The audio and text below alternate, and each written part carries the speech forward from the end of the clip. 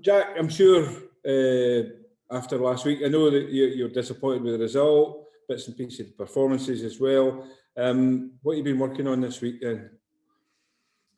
I think for us it's an indication that hopefully the progress we've made, that when we lose a game there isn't much disappointment around it and discussion around it. I think that was one of the things that I wanted to try and progress us as a squad, that we lost this not satisfaction but acceptance of a winning one, drawing one, losing one. And I think we wanted to create a mentality where we wanted to win and did win more regularly. So we've done that in the main this season.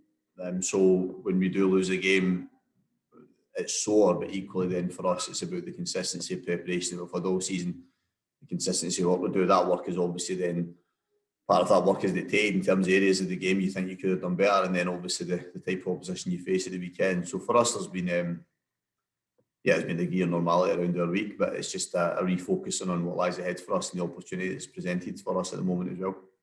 The announcement this week, Jack, that the Scottish Cup is going to take place and complete by middle to end of May. That changes the prize that might be up for grabs for third place. I assume though that won't take you off the focus. You still want to finish third and as high up the table as you possibly can, because there are still advantages there in the European aspect. Yeah, I mean, I think the good thing for us is because we spoke about regularly about these ambitions and targets that we set ourselves from the first day of pre-season or the early part of pre-season, and when we did that, that was from a purely sporting perspective of wanting to be the best we could be and finish as high up the table as we could, irrespective of the rewards for that. Obviously, those rewards have changed a little bit as the season went on because of the progress in terms of the country's coefficient, the dynamics around, as you mentioned, the cup competition. But that hasn't really changed our motivation for finishing there, so that's a good thing. And I think because the uncertainty over as to who would win the cup and who would finish where in the league means that prize that's at stake for wherever you finish the league will be unknown probably up till the last part of the season. So it's just about the continued focus for us about finishing as high up the table as we can in a position that the Hibs hasn't managed to do regularly enough in recent history. What impact does it have on you having the Scottish Cup crammed into what is already going to be a pretty heavy schedule, and also Leagues 1 and 2 coming back as well, Jack, and their schedule, and how that might impact on some of your younger players who you might put out on loan?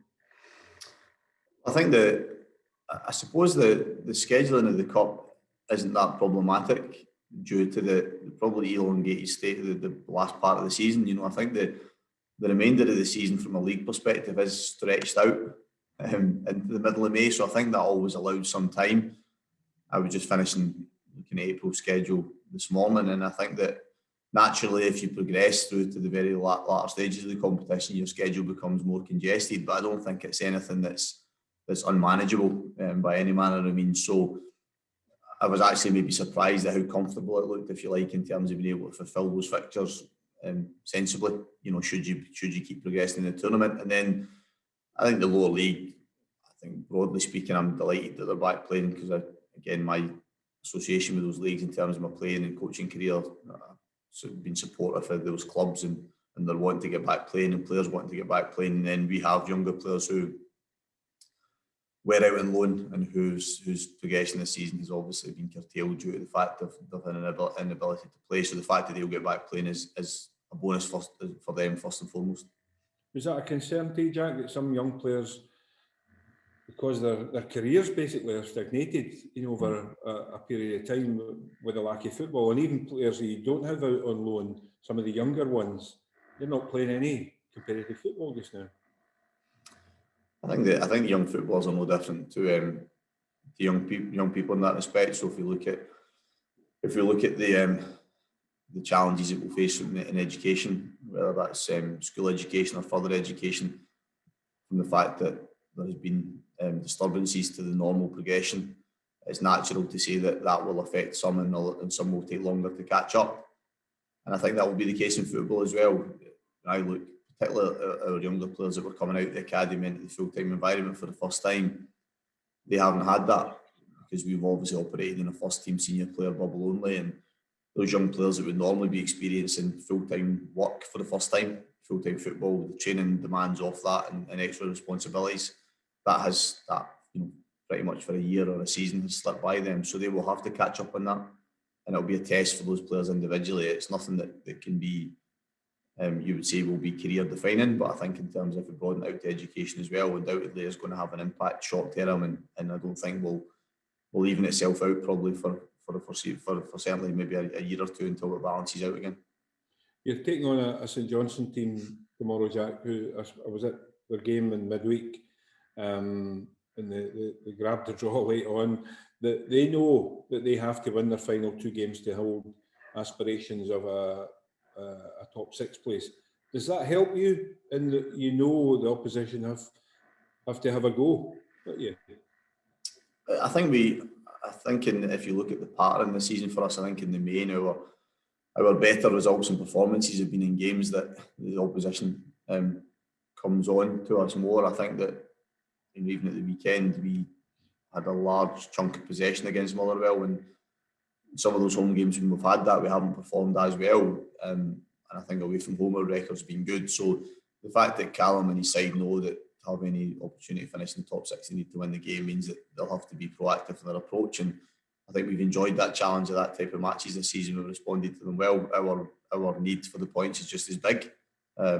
So points is, I think, a lot of games at this stage of the season, a huge amount at stake, but I think makes the game hopefully highly competitive and enjoyable.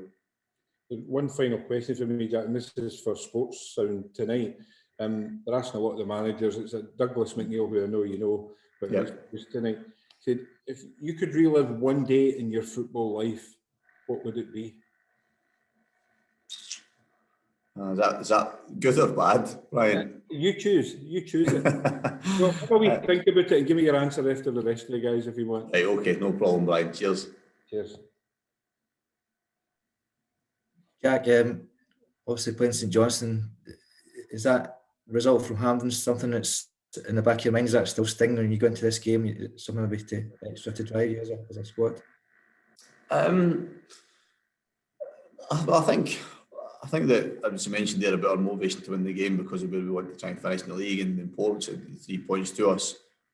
I think any time your previous fixture against an opponent has resulted in a bad result or a disappointing performance, I think you always want to put that right.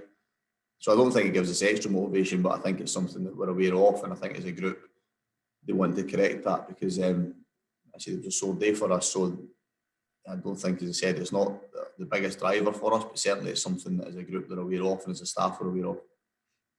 Yeah, well, I think we're going to speak to Chris Cadden soon as well. You've been, very pleased with how quickly he settled into life back in Scotland in that position. He seems to be, gives you a lot of energy up and down that flank, doesn't he? I've been really, really pleased with him. I think that first of all, as a character and as a personality and his attitude, everything that I expected from him in terms of the homework we had carried out, but then his level of performance, I think, has maybe exceeded expectations just because he had a lot, stop-start season last year with Columbus. So I think the fact he's been able to play regularly in the performance level, he's been one of our top players for the last 5-6 games, and I think he's got more to show and more to give, and I think he knows that, and I think that because he had the spell at Oxford and the spell at Columbus, maybe he'd been forgotten a little bit in terms of Scottish football because he was a really, really good young player at Motherwell, and I think hopefully we're giving him the platform to show that again. So I couldn't be happier with him in terms of, I think, how he's performed today. And as I said, the great thing for me is I absolutely believe, I think that he's still got improvement left as well. Jack, I know it was a defeat last week, but you're obviously just off the back of 4 straight victories before that. Is it important that you don't just chuck everything that was good in those 4 games simply because of the result last week? Yeah, I mean, I think that everybody has their own approach to management and coaching, and I'm fairly measured in what I do and balanced, and I think that if you become too reactive to one individual performance or result, then it can be problematic. So there's always been a bigger picture for us, and even last week, although we lost the game, if I point to maybe the Ross County Livingston defeats has been ones that people would believe are similar, I thought there was vast differences in it in terms of how we performed second half and our reaction to going the 2 behind. I thought we dominated the game after that. did as much as we could to get back in it. It wasn't our day in that respect. And ultimately we didn't deserve to take anything from it, but our reaction was a lot better. And I think that, again, is proof that we've continued to grow as a team and as a squad. And as you mentioned, the record previous to going into that match was very, very good. So if we broaden out the last 5 games, if we had lost the first of those 5 and won the next 4, it would probably be a different question you were asking me, but it would be the same points total we would have had over those 5 games. So I think that's something that we're always conscious of as well. Just as well, we're coming at the end of this season, but we're coming up now for a lot of teams that's been a year without fans in the ground. Does it still feel as strange, even though you've sort of been in this situation for 12 months now? Yeah, it never becomes okay. I think I've said before that the initial few games I found okay. I think just because I was so pleased to be back working and having games in a competitive environment, but I think that wore off quickly. It's just nowhere near the same. It would be nowhere near what I would like to continue to do, because I think that the absence of them changes the whole magic around football.